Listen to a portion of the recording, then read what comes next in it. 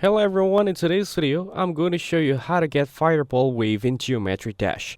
First, launch Geometry Dash on your device such as PC, mobile or console.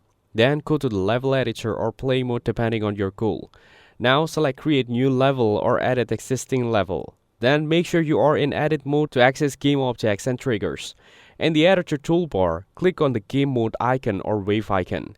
This lets you select different waveforms, including Fireball Wave. Now, scroll through the available wave types, then click Fireball Wave to select it. The icon usually looks like a red-orange spiky wave. After that, click on the level where you want a wave to appear. Then adjust size, direction, and speed using editor options. Finally, enter play mode to check the wave's movement and make sure it behaves correctly and matches your level's rhythm.